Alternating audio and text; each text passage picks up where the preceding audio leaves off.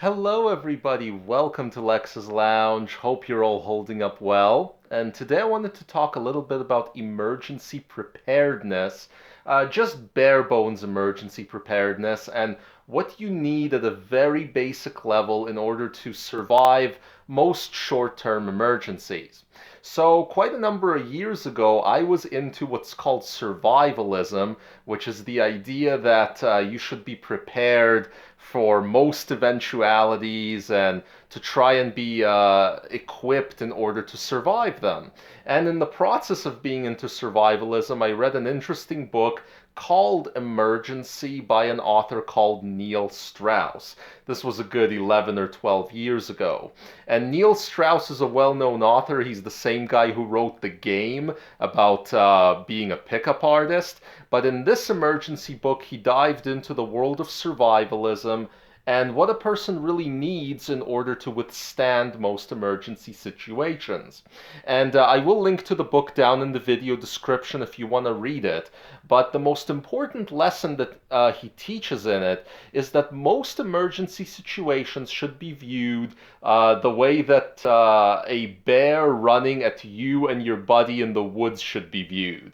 Meaning that you don't necessarily need to outrun or outlast the emergency itself. In this case, the bear. What you need to do is make sure that you can outrun and outlast your buddy who you're with so that the bear eats them before it eats you. And then odds are the emergency will abate and go away and you're gonna be fine. So that's really the gist of it. You need to be prepared for acute, severe situations where there's no water, no heat, no electricity, etc. And you may need to make it for several weeks, maybe even a couple of months without those things.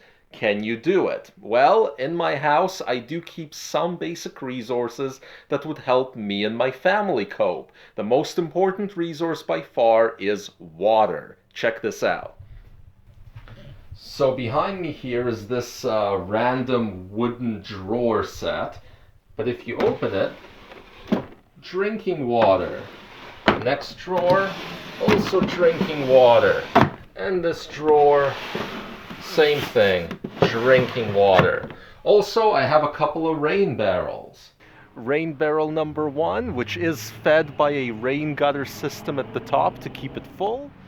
And rain barrel number two behind my workshop studio, which is also fed in by the gutter to make sure that it stays full. And this is a pretty rainy area.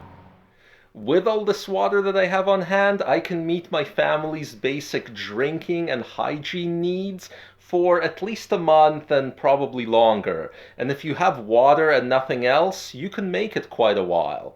Now, there are a few other things that are really basic that many people have around as is that are very helpful in surviving an emergency. And probably the next thing behind water and let's say a little bit of extra canned food that you should keep around the house is a sleeping bag. Why a sleeping bag? Because it's a place to have shelter, to sleep, to keep warm. It's really an incredibly useful item if for whatever reason you're forced out of your house in a hurry, or you are in your house but the heat and electricity and everything don't turn on and it's the middle of winter and you're cold. So that's pretty much all you need. There are a couple of other bonus items that help out a lot.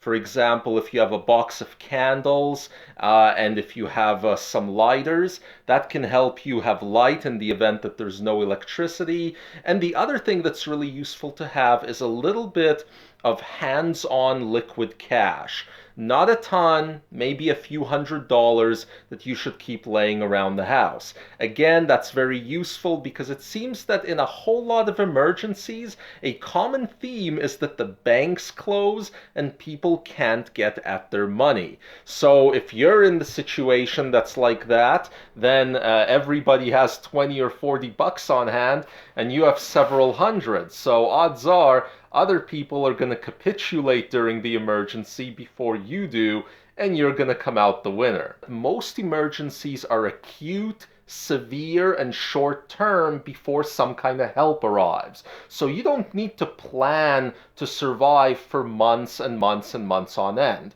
Usually, if you can make it a few weeks, maybe at most a couple months, and you have the resources for that, you are going to be fine. Not only are you going to be fine, you're going to be a whole lot better than most. So that's my 2 cents for you guys on sort of real basic survivalism. Hope this was useful. If so, subscribe, hit that like button, and we'll see you all next time.